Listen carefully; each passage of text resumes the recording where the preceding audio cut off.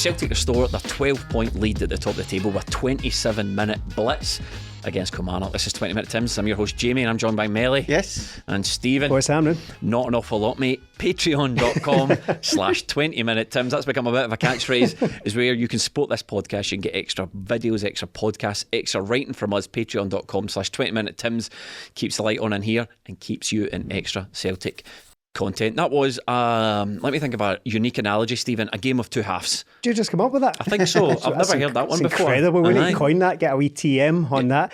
Oh boy was it. You could even say, you cut off, as you say in the intro here, 27 minutes done and dusted. Goalless second half. I was furious because it was yet another one of those games where you think this is going to be 10-11-0 and the foot well and truly came off the pedal in the second half. Goalless, absolute disgrace. Talking about furious, my sister had something like a wee bet, like £3 on Matt O'Reilly to score a hat-trick for £500 odd pound back. It was forwarded into the group chat and we were like, oh, that's absolute belter. I know. 2 goals up within about 15 minutes. Never happened. That was a tough one. The second half just petered out to absolutely nothing. But sometimes it goes like that. Sometimes it goes like Tannadice when you just absolutely smash a team. But Celtic are just, worrying about what can we talk about here really in a 4-1 victory on a plastic pitch, whereas before we'd have been terrified going into these games before. But this team are just making it a formality every week. Scoring 4 goals is just kind of, we've done it again, aren't we? It's good. Cruising in the first half, Stephen, snoozing in the second half. Melly mentioned the plastic pitch, and it's something that we've obviously got the agenda here, but since it came up early doors as it always was going to, we can't play our best, one of arguably our best player on a plastic pitch in the Scottish Professional League. It's not good enough, is it? That's a bizarre situation, isn't it, where you actually have to consider playing your best players on the plastic pitch in case it, to quote Ange, doesn't suit them. Yeah. It really is. It's not the first we had. Was it Jozo, another player who can play on these plastic pitches? But this is obviously, I think, maybe a first for Carter Vickers. But it's just sort of brings into sharp focus that these situations with plastic pitches, just for me, they're not good enough. No, I think Carter Vickers was left out previously as well. I think Jens played prior to this game as well. But okay, it's quite embarrassing, really. I mean, I don't mean to put the boot into these clubs yet again, but it does make for an odd affair where you had to try and explain that to the broader football community. You left it. We're already fairly depleted as a team. We're already missing Hatate. Jota didn't play as well. Cameron Carter-Vickers doesn't play. And then the reason for that is because the surface doesn't suit them. And it's just really odd. Again, fairly unjustifiable really in this day and age that we having to leave out key players, very important players, because they can't play on that. Yeah, just hoping Killie go down, don't you? So we don't have to play in that pitch again. And who are the 2 plastic pitches? Like Killie and Livingston, is that it? Have we got any more? Yeah. So if they went down, Livingston are obviously not going anywhere. They've managed to cling on, but get one out. Maybe next season we can get Livy out. Hope no plastic pitches come up, and then we'll have Hamilton-Aki's on anywhere near coming back up, thankfully. Yeah. No, it's a sad day when we were on the way back from the game talking about if Kilmarnock go down, and then maybe if Thistle can sneak that playoff place so we can get fans to go to the game, because again you're looking at the stadium. Celtic filled their stand, 3 other stands all half empty. Kilmarnock have got 2 standing sections, neither of them were full, and you're just like, I mean, the fans do exist because we saw them during Steve Clarke's time. Steve Clarke famously brought them all back. Derek McInnes obviously doesn't have that star power that Steve Clarke does. He can't bring the names in, but doesn't have that charisma. No, he doesn't have the charisma of Steve Clarke. What you say, Steve Clarke charisma? Wow, makes Steve Clarke look like Matthew McConaughey or something, man. He goes. But the thing about the fans is, as you say, like, it started crap. But even when Celtic were 2-0 down, they started to fritter out. By the time the 4th goal went in, there was hardly anyone sitting anyway. Just let us in to play football and watch the game. They missed a thrilling draw in the second half as well. Yeah. Think about what they missed. McInnes was coming out with, they did well in the second half. Yeah, because you were so bad in the first half that it couldn't get any worse. And they did all right in the second half, but the game is long gone. Celtic have made subs at half time because they know they can. It was very nice because do we think as well that Hatate, Jota possibly could have played if this was on a different pitch? I'm not sure about Hatate. I'm not sure if he's been training, but Jota was still training himself. So if it was a big game against a better team, maybe Tynecastle, I think he wouldn't have played. I don't know. I mean, Carter Vickers, It's difficult to tell when the manager keeps so much close to his chest, doesn't he? Yeah, well, the thing about playing these players is we've got a semi-final coming up as well. We've got a semi-final coming up where we're potentially having to leave players out, or we are literally leaving players out because we've got bigger games on the horizon. So it's a bit sad. Manager keeping cards close to his chest. At least he did come out after the game and say that's exactly why Cameron Carter-Vickers didn't play. Yes, I think he was asked before the game. I meant before he's not going to say X can't play in that pitch, Y can't play in that pitch. He just kind of kept his cards close to his chest. He always does with these injuries, and after it fessed up. He did admit to at least being a consideration. Now, in the fullness of time, we have found out that was the main consideration because Cameron Carter-Vickers was left out. But he was asked at least twice, including by Lewis of this parish, one of our contributors, in the pre-match press conference. Does this enter your thoughts? Is this a thing? Do you think about your selections based on the pitch? And he did say, yeah. He didn't do his usual sort of look off into the middle distance and say, nah, not really, mate, and then just sort of fob off the question. In fairness, he was actually quite honest about it. It's not just the fact that we're having to leave our best players out, it's the fact that our best players have to play on this, and not just once a season, could be up to 4 times. We are trying to build something here with Celtic and just try to keep his best players at the team. Why would Cameron Carter-Vickers and Jota want to leave? Can't play some games on these those pitches in the English Premier League? I know that might sound like a stupid question on the face of it, but I thought maybe they've got like some cool futuristic ones, not the torn up plastic bags that will go to Killie. These clubs with a turnover of about 1.5 billion and they've got a plastic pitch. Grass cannot be expensive. Like, it grows everywhere for free. We're dealing with these plastic pitches. I mean, it did give us the opportunity to see Kobayashi and Starfelt, that pairing. Melly, you've spoken in the past about how you think Kobayashi, left-footed centre-half on the left side, passing out to the left side of the pitch, would make all the difference. Did you see it? Yeah, I did. I thought a good few times you've seen that natural movement. I think there was a couple of times where he played it over to Maeda. This doesn't negate the fact that when he does play a good ball over it bounces all over the place because of the pitch, and that can't be helped. But I think it did look a bit more natural. I think Starfelt looked a bit comfier as well when he's just able to turn and go out that way. So I'm not sure Kobayashi's going to be a better player long term than Starfelt, but I do think Celtic possibly should look at a left-sided centre half in the summer, because I think it does make everything a wee bit easier. And there was a few times looked a bit hairy from up in the stand, but Celtic played it to Joe Hart, out to Kobayashi, out to Taylor. It looks as if Kilmarnock were ready to nip in, but if that's going out to Starfelt and it's not on his natural foot, Celtic could have got caught out because he's having to turn on another foot. So I think it did look good, and I think Kobayashi, some good passes over to Maeda going down the line. I just think it looked a wee bit easier for him to ping it over there.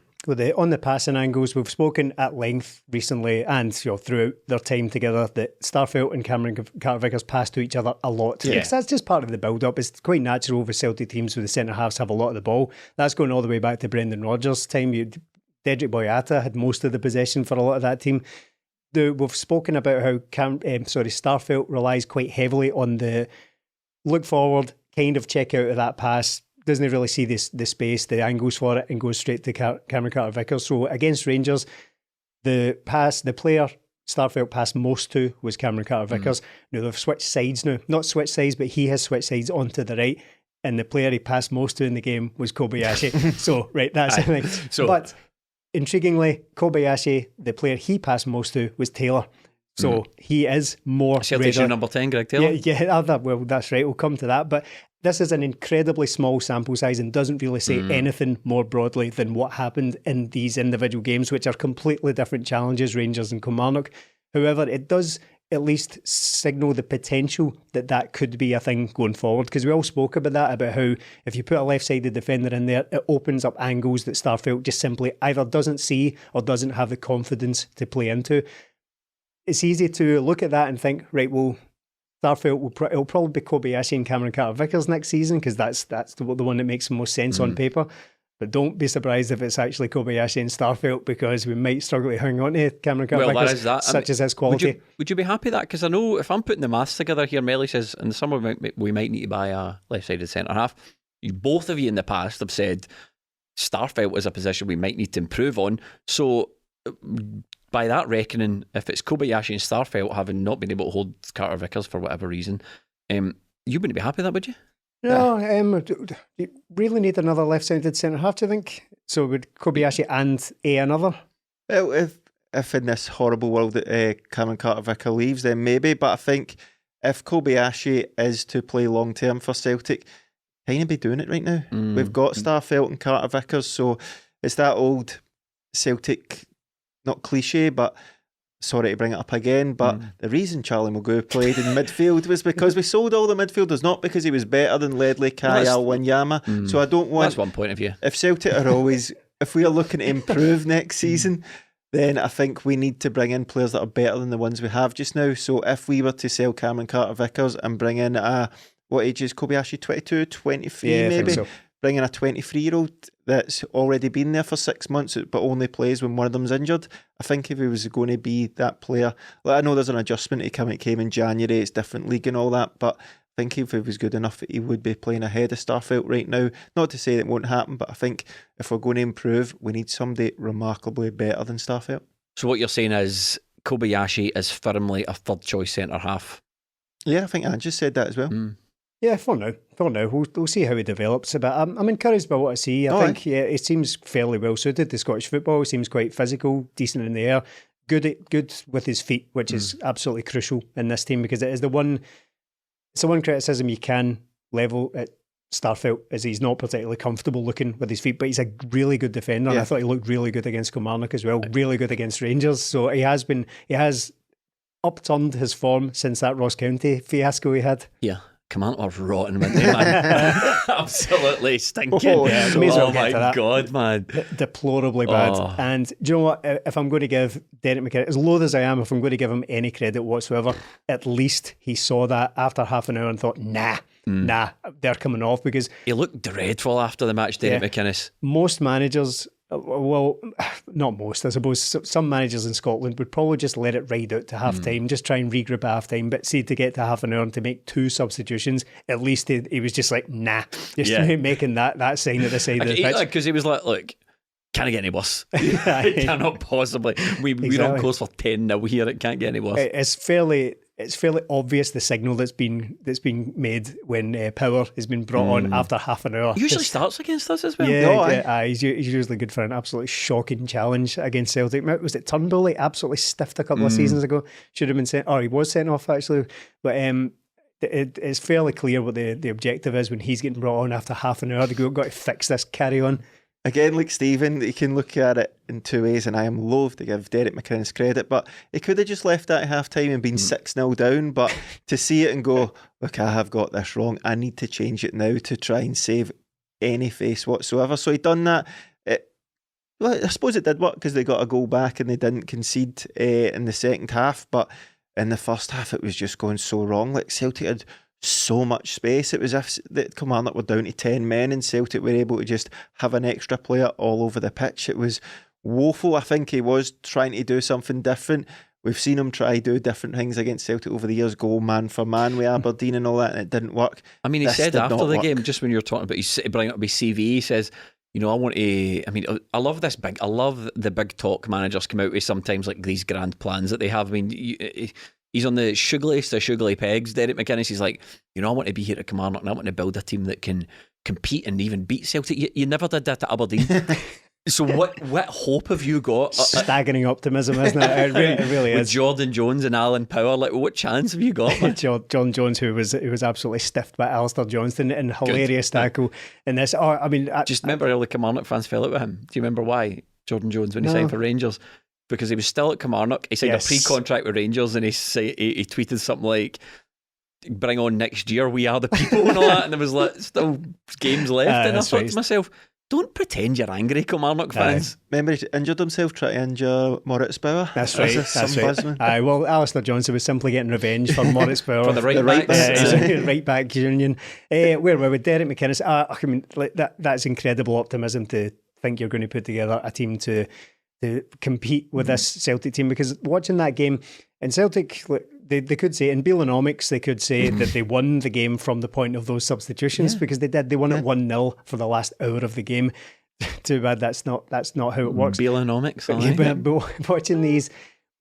watching that game, and with I think it was the third goal in particular, Matt O'Reilly's goal. The position that Greg Taylor took up in that goal was, I don't know how teams like Kilmarnock and all that defend against that. I really don't. That's your left back taking up a position that, as you described them, Jamie, the number 10, he just appears there, shifts it on his left foot and plays a through ball to Matt O'Reilly, who just sticks it away. That comes from Kobayashi down the left channel into Greg Taylor into the middle, and it's a goal. Greg Taylor's positioning, I saw that and I thought, right, see all this talk about money in the game, Celtic are so lucky they spend so much and all that. That's not what did that. That is the application of ideas. Yep. Greg Taylor appearing in that position and executing that pass is the fruition, or the coming to fruition of all the stuff that they work on. That's not just flinging a load of money at the team and going, on yous go, guys, because we've spent loads, so we'll be the better team. That's absolutely not how it works. I think it's insulting to Ange Postecoglou to say that is in any way lucky or anything to do with having spent money on it.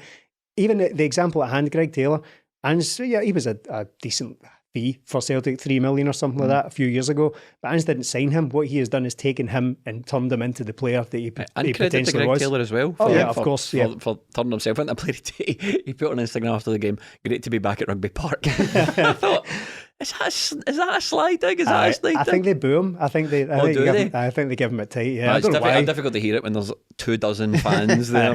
He personally paid for the last 4 seasons of their existence. He's lifted and really that plastic pitch twice. All that money. Don't give them any more money. But it's again, if you look at Kilmarnock and Derek McInnes trying to compete, it's no impossible. Steve Clarke done it, and he done it taking a team from the bottom of the league up to third. It's ridiculous. So again, that guy had ideas. He had a way of playing.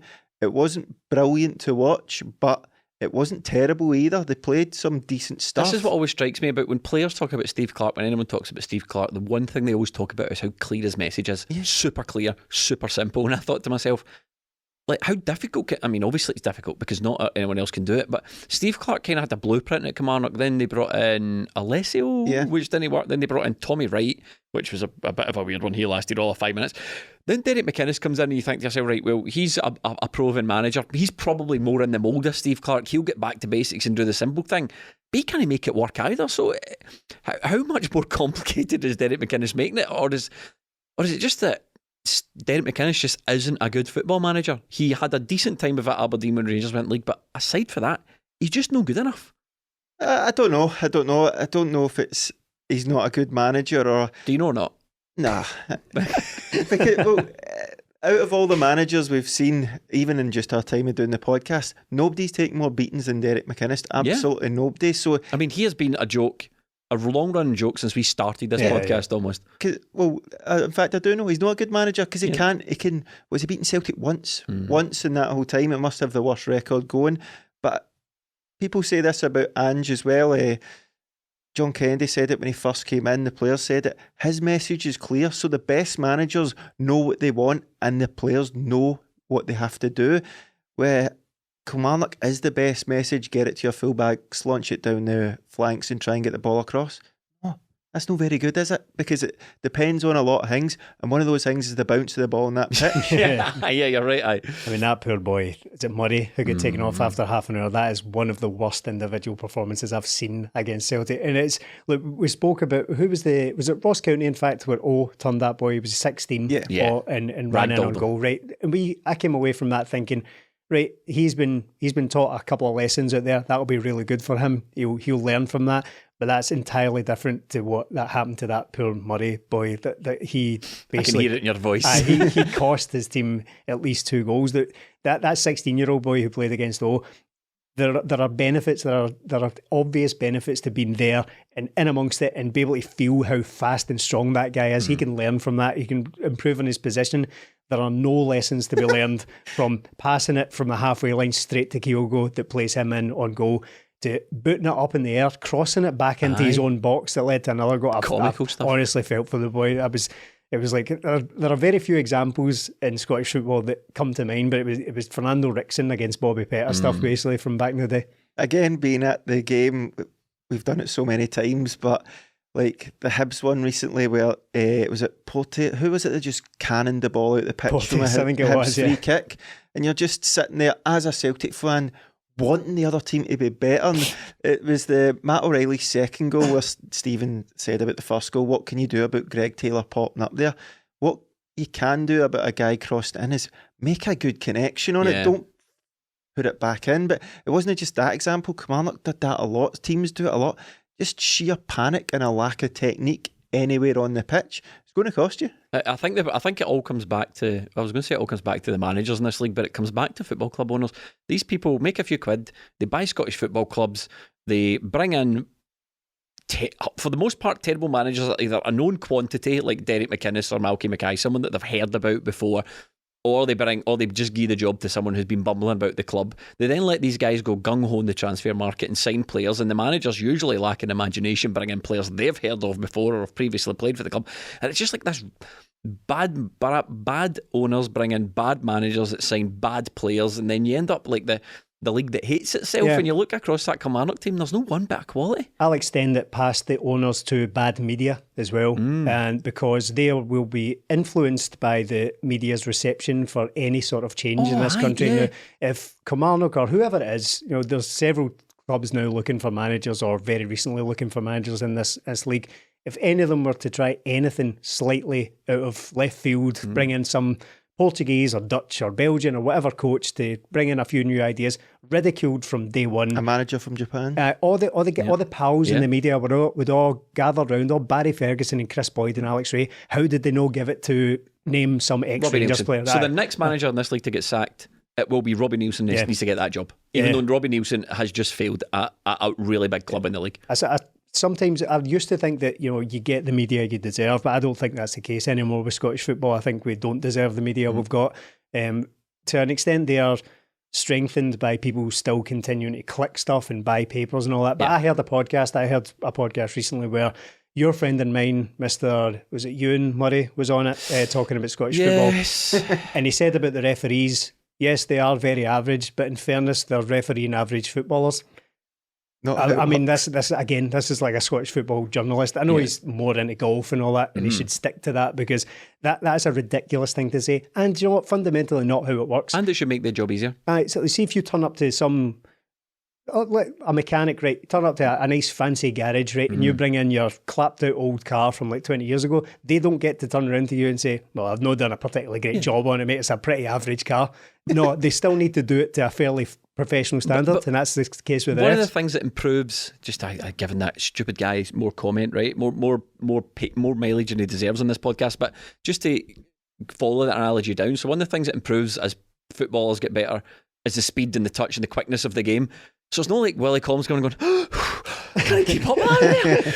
It's moving at a snail's pace. It's hoofing and stuff and heading and stuff and elbowing people. It's rudimentary football that a lot of these teams are playing. It should be very, very simple. We brought up the referees. Derek McInnes was coming out after the game going, I wanted a red card for O, who eventually came on the pitch and committed a high foot, and he wanted a red card, and his rationale was, I want a red card because one of my boys gets sent off. He goes, no, I don't think it was a red card, right?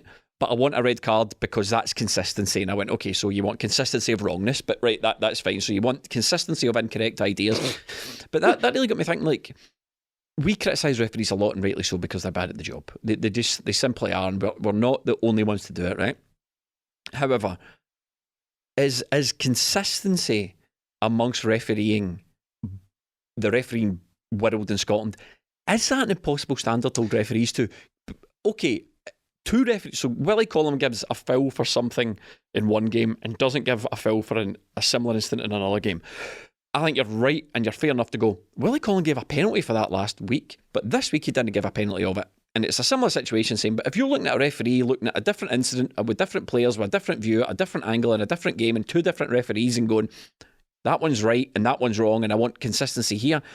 I think that word consistency now is kind of losing a bit of meaning. Yeah, I don't think it's possible. I think you're right. I don't think it's what everyone thinks we're aiming for, but it's a completely impossible ideal, because a lot of football, whether people like it or not, is still very subjective. Look at yellow cards. They're almost arbitrary at this point. You can be given a yellow card for a severity of tackle, for a number of different fouls, for really anything. I mean, Cameron Carter-Vickers get booked after 7 minutes in the derby a couple of weeks ago for just his first tackle. So striving for 100% consistency across referees, across different games, across different situations, scenarios, outcomes is literally impossible. So we're out here talking for the sake of talking, not as I just mean like the media and all that, and having a go at referees for this impossible ideal that will never come. And then when it comes to individual incidents, we've now gotten to the slightly absurd stage in Scottish football where we look at everything, and because everyone lets the media away with saying, oh, it's just a shambles, inconsistency. Remember, you said, Mel, a couple of weeks ago, Chris Boyd said, I think it is a penalty, but it's just a shambles. Yeah. So we're allowing people to do that. So we're getting to the stage now where every penalty or handball or whatever is examined, and we first look at all the reasons why it shouldn't be rather than the reasons it should. Yeah. Look at that. So I'm just off on one now, just talking about different examples from different games. On you go, mate. The Alistair Johnson foul on Morelos, everyone, and I mean everyone across like Rangers media and all that sort of stuff, and all that, well, I say Rangers media, that's what the mainstream media is in this country, looking for the reasons it's not a foul.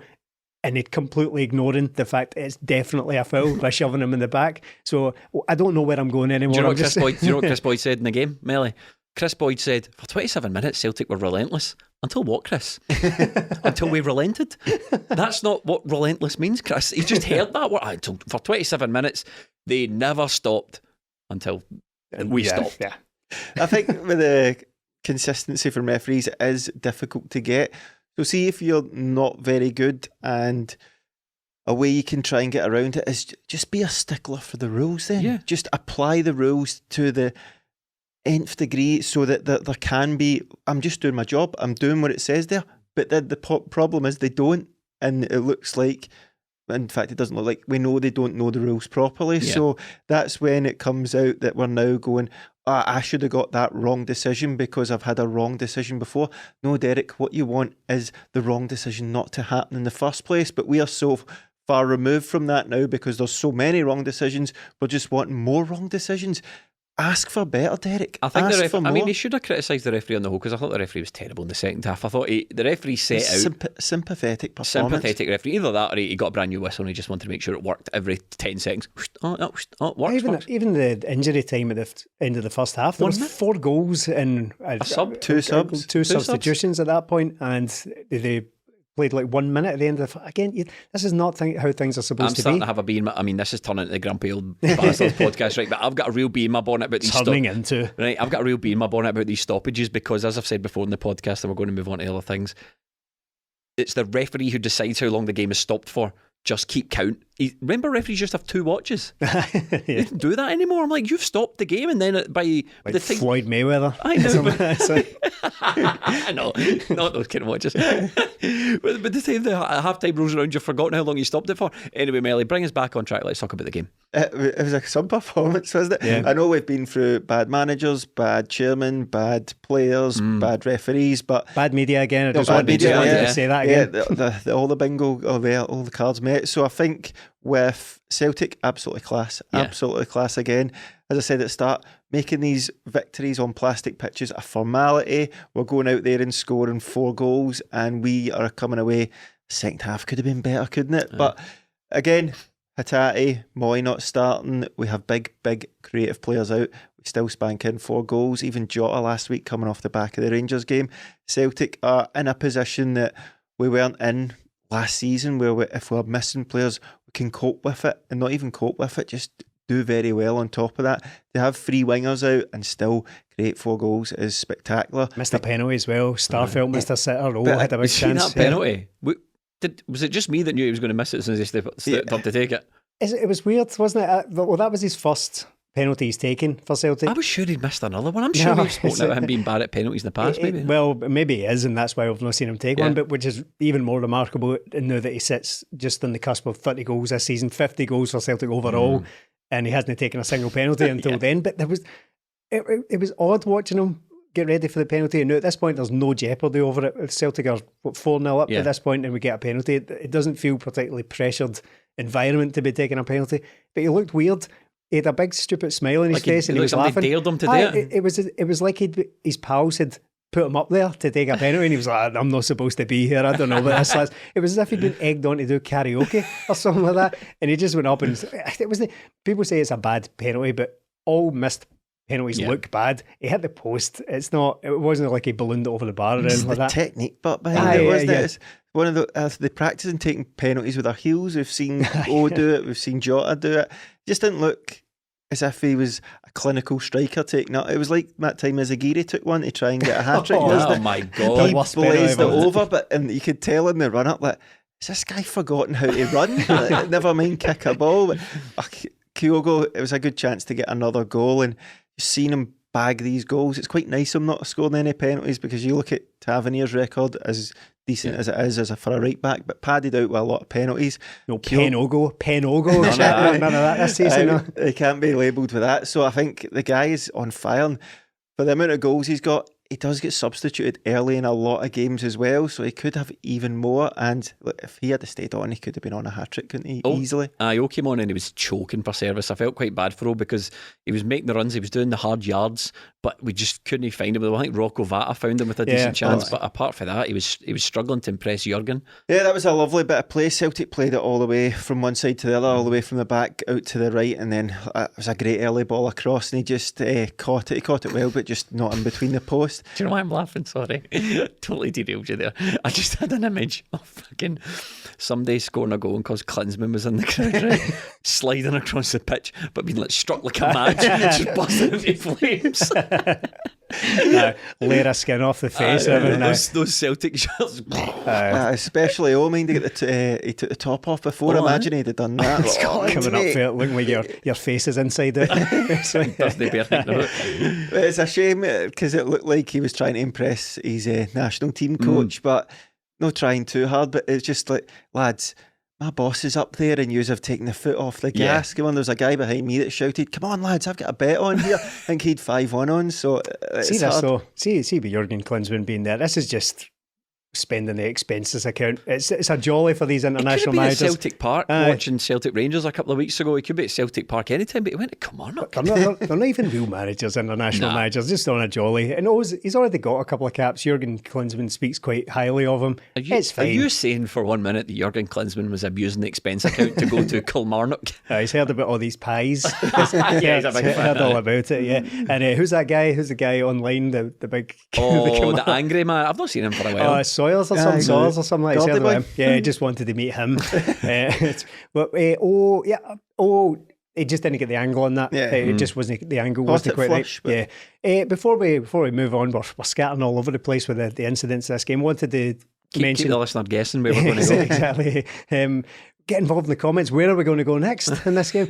Kyogo's goal that he did score, I was really quite impressed with that. It's the decision making. He seems to get right most times. He misses the odd chance, of course, but I watched, during the week there, I watched a bit of Real Madrid versus Chelsea. And in the first couple of minutes, 2 or 3 minutes in, oh my God, could he get sacked as an interim manager with 8 games to go? Could he get sacked? So bad. Did he come out after the game and say, I didn't realise how good Real Madrid were? Oh, did you not? Right, good research. Comments for a football manager. But again, that's terrible owners. Yeah. There we go. Right, Kyogo. In first couple of minutes of the Real Madrid Chelsea game, Joao Felix goes busting through in on goal in a very, very similar... As soon as I saw Kyogo making that run, I thought exactly of this incident. After a couple of minutes, he gets through in behind the Real Madrid defence, gets into a very similar position, and he shoots at the near post, and Courtois just saves it because he's never going to get it in. The angle just isn't there. So Kyogo could have done that, and no one would have blamed him for it. See, if he just smashed that near post and the keeper gets a foot to it and it diverts it out for a corner, the fans aren't going to blame him for it, but he doesn't do that. That's not good enough. He cuts inside, waits, sees what his options are. Nobody in a better position than me. I'm just going to stick it in. It's the decision making. Again, look, I want to be clear about this. I'm not comparing the challenges of scoring against Kilmarnock with scoring at Thibaut Courtois' near post. Kilmarnock's much more difficult. Clearly. It's more difficult. But I just mean that. I mean that to say that Kyogo obviously did better by scoring the goal, but what I mean is no one would have blamed him if he'd taken that option. If he'd smashed that at the near post and the keeper saves it, we're all just going, we'll get it next time. But he doesn't. He waits and puts it under. He puts it in the far post rather. It's also, it is capitalising on a mistake, but he's played a pass and Kyogo picks it up like 40, 50 yards out and still manages to score. Even the defender didn't know whether he was Wemsby or Bombay. Didn't know what he was doing. Didn't know if he was going to close them down or run back towards goal. He was totally confused. And if you watch the defender as it happens, you're like, well, part of the reason you don't know what's happening is because you don't know where your footing's going on this pitch. So hell mend them, as they say. Don't care. But Kyogo, absolutely brilliant. Clinical again, left foot finish. And it's one of those where it goes through like that and you're like, too much time to think about it, because we've had plenty of good strikers in the past. Like Lee Griffiths was great at finishing, but when he had that time to finish it, sometimes he wasn't great. But Kyogo, clinical, and that early goal again, and you just see McInnes with his wee plan just tossed out the window there, innit? Kyogo one of 3 Japanese players that started. 4. 4? Yeah. Wow. That's more. That makes it even more impressive, because I was trying to think about, have we ever had 4 of one other than Scottish nationality start for us before? I'd be amazed. And to have such an influence from one country coming to this team is really quite remarkable. Off the top of my head, IWATA started, completely forgot about that. Yeah, IWATA, Kobayashi, Maeda and Kyogo, and he could have had, I don't suppose Hatate and IWATA probably would have played together, but there is the potential to have others. Off the top of my head, you would maybe be looking at Martin O'Neill's team. First couple of seasons, he had a few Englishmen. I don't think a lot of them would have started together, because Tommy Johnson and Alan Stubbs left after the first season, then Guppy comes in. So I reckon this is the most foreign players of any one nationality we've had in my lifetime, probably. Maybe the odd Irish in decades gone by. You think of any, maybe? No, it's difficult. There's a couple of Swedes, but no, I don't think. Other than Scottish, it's almost like, remember that time Rangers had all the Dutch players. yeah. So we should, I suppose, if that's the done thing, we should bring out maybe like, what colour's the Japan home strip? Blue. Yeah. Red, white and blue. So we should probably we should do like a limited edition red, white and blue Celtic top for the flying off the shelves for the Japanese boys. We just remember that season with the broken hoops. Oh, people did not like that. Imagine we just thought, right guys, we've had a load of Japanese players, it's blue this season, we're going to play in blue the home games. Imagine it. The trolling. Calling all men. It's time to mind your manholes with Manscaped. Everyone's aware by now that those nose hairs are a major turn off. That's why Manscaped upgraded with their brand new Weed Whacker 2.0. With improved blades and motor, you can feel the power of that nasty nose hair annihilation in the palm of your hands. This improved Weed Whacker can now be found in their Performance 4.0 package for no additional cost. Save money and attack your nose and ear hairs by going to manscaped.com and using code TIMS to get 20% off, a big discount and free shipping.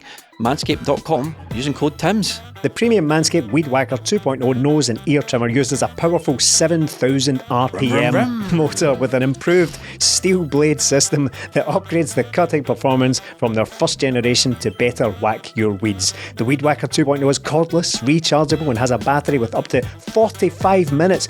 That's a lot of nose hair. Trimming your nose hair for 45 minutes of runtime. Also, the Weed Whacker 2.0 will be in all Manscaped's tool sets, including the Platinum Package 4.0 and the Performance Package 4.0. So no matter what kit you pick, you will receive the new Weed Whacker 2.0 nose and ear trimmer. Listen up, save 20% off and free shipping with the code TIMS, TIMS, at manscaped.com. That's 20% off and free shipping with the code TIMS at manscaped.com. From below to up top, get the best in grooming at Manscaped's shop.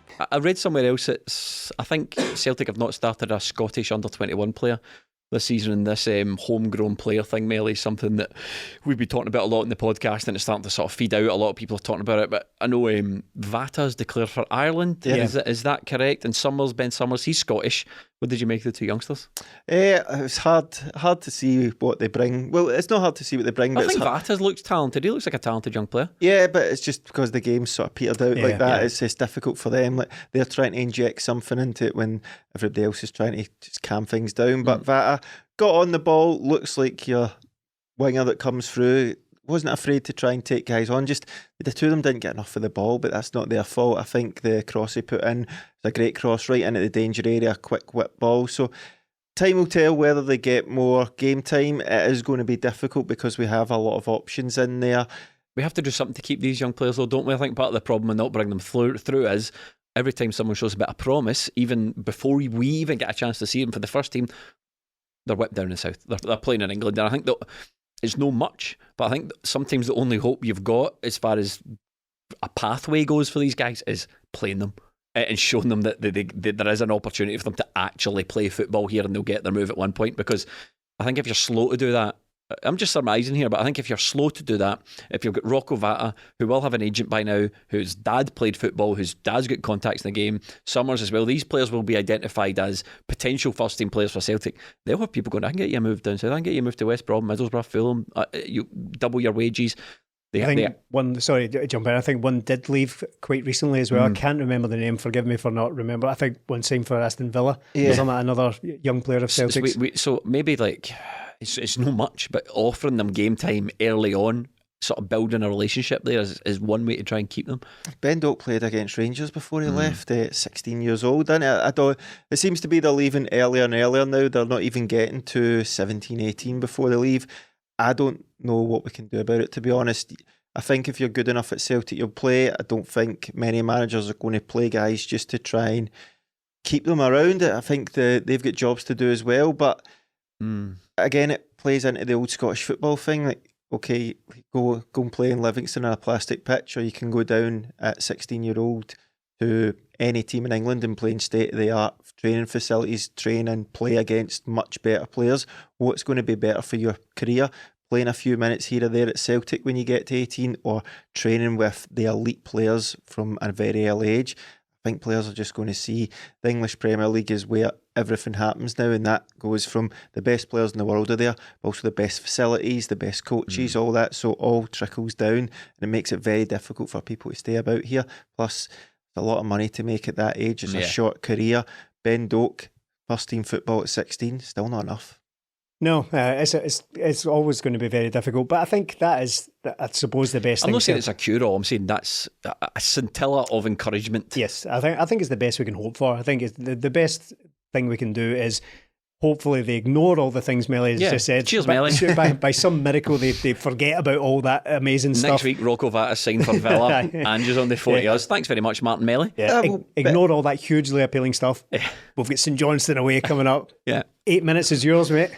Ange's had ROCO VATA available all season, but the only game he's played him in recently has been one where we've had 3 wingers injured. So all these wingers play ahead of him. Yeah. So I mean, there is a responsibility for the manager as well, I suppose, to have one eye on the future of the club. And you know, if that's part of his remit, bringing through young players, I'm sure at the end of the season, Celtic will sit down and go, look, is ROCO VATA really that much worse than James Forrest? Could you have played those? You know, I'm not saying it's the be all and end all, but I just think I'm a wee bit worried about our future ability to retain our top young talent, and I think we need to find some way to keep them. But that being said, have you just jump in? I was just going to say, it looks to be very difficult for, I know it's just a minor thing, but registering players for the Champions League next season. We've spoken recently about David Turnbull being out the picture, a year left in his contract. James McCarthy's injured currently, but don't ever see him playing for Celtic again. Stephen Welsh is falling down the pecking order as well. He's 4th choice all season, and that's where Jens coming in and leaving. Kobayashi came in ahead of him, and James Forrest could potentially leave. So that's 4 out of the 8 players we have. Some of them could go. So Celtic are in a sticky situation when it comes to registering players for the Champions League next season. Melly mentioned David Turnbull. He's one of 2 players I want to talk about from the game as well. Melly said when these young players come on, the game's dying down a wee bit and you want to try and make an impact when everyone else is trying to calm it down. The ebb and the flow of the game, I take that on board. But see, in the first half, Stephen, when Celtic are flying, everyone's wanting to get in amongst it. I'm looking at HAKSABANOVIC going, you've not started a lot of games recently and everyone's flying here. The goals are flying in. I wanted him to be more involved. I thought even when things were going well, he was very quiet and he didn't really leave any impact in the game. That's a couple of times he's disappointed from the start of games. He's been making huge impacts off the bench. Very, very impressive. So it leads everyone to say, well, he should be playing more. And then when he gets a start, he's disappointed. I think he started against Hearts quite recently as well and was quite poor. So he's fallen into one of those old kind of the Derek Riordan moulds where everyone's screaming for him to get in the team, but really he doesn't justify it once he gets there. This is just a one-off game, and all the reasons we've already spoken about. It was a weird game. Blitzed them in the first half an hour, and then it just sort of kind of fell away. KILMARNOCK seemed more keen on containing damage limitation for the rest of the first half, and then sort of came at it a wee bit more in the second half. Do you not think that represents an opportunity for a player? In my mind, if I was the manager, I'd be going, right, things are going good here. Let's see. There's almost no hiding place in a game like that, because in the first half when things are going really well, you want to see players like HAKSABANOVIC going, give me, I want it in amongst the goals, I want to try and get involved in something, and he wasn't really giving me that. Well, he's no unique in that, because there are players in very similar situations to him, like IWATA, like Kobayashi, who are coming in and impressing just with it being thrown in at the deep end at the drop of a hat. Really, if we get an injury, if there's an emergency, these players are being played and they are impressing. So HAKSABANOVIC, he's not the only guy in the squad who finds himself with limited game time and being expected to produce something when he is called upon. So it's a weird situation just now. He seems fairly patient though. I think he's spoken quite recently. Yeah, he was doing the post match, because even I know he played most of the game, didn't he? He got subbed at like 80 odd minutes, I think, HAKSABANOVIC, and even when things were quiet in the second half, when I said there's no hiding place, so when the game has a lull, you want HAKSABANOVIC to be one of these players trying to make an impact. But again, he was just quite happy to see the game out, and he handed over the man of the match trophy to Matt O'Reilly, which I thought was well deserved, because he was brilliant in the game. And they asked him, and he sort of says, I know there's a big squad here, I knew that when I joined. And you think to yourself, but it's good to have squad players and squad rotation, but when you said he seemed quite happy about it, he wasn't there going, no, I missed an opportunity, I want to really start. I think to myself, is that enough? Is that enough for footballer, just being a squad player? We've spoken about it with David Turnbull. We look at David Turnbull and go, there's no way he can be happy being a squad player.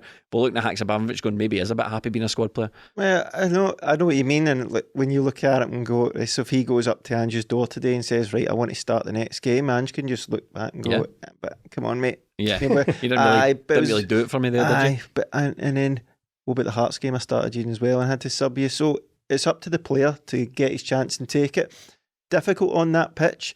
But we've seen in these games, and when people try to impress, whether a young player or a guy coming on or getting a start, they try and do things they wouldn't normally do. Whereas with HAKSABANOVIC, we just wanted him to do what he normally does in these games, and that would have been enough. He didn't quite do it then.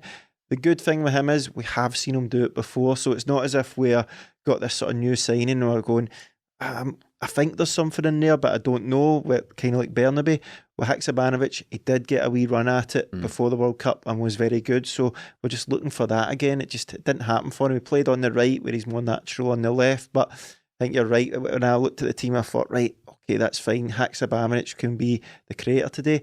Didn't see that. Didn't even see that taking it on and having a shot that he usually does. It wasn't a game for him. But again, we're being picky out of a 4-1 win, but it was a massive opportunity for him, because there's not going to be a lot of times where you've got three wingers injured. Is that the answer then? Are we expecting HAKSABANOVIC to come on and, as you say, do what he's been doing, what he has been shown, but he can't do that off the right? Because all of his major moments, all of his key contributions have been cutting in off the left and scoring, bending it into the top corner. I know I'm not saying he simply cannot do anything on the right side, but if we're expecting him to come in and just do all that stuff you've been showing us, it's a completely different position. If that sort of key attribute is taken away from him and we're expecting him to play as more of a sort of traditional right winger, because he's right-footed, doesn't necessarily get to do his stuff, as it were. That's true. I see, to change subject slightly, I see another manager get sacked from the CINCH that hates herself, Callum Davidson, got sacked. I've spoken about that. You've said before on podcast, Stephen, that guy should have just left. You do well and you get out of Dodge. Where are you going to go for 2 cups? Where are you going to go from that with the same club? It's almost certainly downwards from there. Do you know that sacking makes Ange the third, despite the fact he's only been here for a season and maybe 3/4 or 7/8, he is the third longest serving manager in the league. Who are the first two? Malky Mackay, who might lose his job because they're propping the table up unless Derek McInnes goes down, which they're only 1 point in it. And Squeaky Martindale. All right, so he's in good company then. Yeah. I see. I mean, it's not. I mean, Martindale's never going to get sacked. No, he's never going to get sacked from Livingston. But it's. I said, well, he could leave and go somewhere else down south. Doubtful though. Oh, I've heard him talking about that. I was on my way back from the game one time, and he was on open all mics, and I was in the car coming back from a Celtic game, and he was talking about him being linked with the Aberdeen job and Rangers and all that at the time, and he spoke about himself in the third person. If Livingston want David Martindale, then David Martindale is staying at Livingston. But I'm just like, you could be in a position where you start next season and Brendan Rodgers. Wow, is he at Livingston? He's back. He's managing St Johnstone. No, yeah, Ange Postecoglou could be the second longest serving manager in the league. just as he starts his third season in charge. I know. I mentioned Brendan Rodgers. There was a record broken. I had to take note of this because I felt like I was living in some Mandela effect. People were talking about it and then not talking about it. Ange's matched Brendan Rodgers' record of 17 straight wins in the league. We're running out of time for the podcast. We have went on a wee bit, so I just want to quickly. This is maybe one for, as we do. Yeah, this is maybe one for the Breakfast of Champions, the midweek podcast. We can get into this in a bit more depth. That's a Patreon exclusive podcast that we drop midweek. Sort of sits in between flagship recordings that cover stuff. Maybe that's one. But Brendan Rodgers, Ange Postecoglou. There's a comparison there, a serious comparison there, not just between the managers, but between the squads. Oh, you think so? Tasty one, that, innit? Some players, he'd be great in that team, he'd be great in that team. I think Ange's team are better to watch, to be honest. I think Ange's team are better to watch, Stephen. Yeah, there are very obvious comparisons. The two kind of major managers that we've had in the last 10 years or so, the comparisons will come, however unhelpful. In terms of the squad, I definitely enjoy this team a lot more. I don't want to start doing like revisionism, because that's quite popular on Twitter, where you just start looking at the Wikipedia page and they won this amount of great. That's not what the experience is like at the time. I don't like it when people do that and just rewrite the histories of certain managers. Brendan Rodgers was amazing, and it was particularly that Invincible season. Yeah, that has that. I don't mean in the nicest possible way.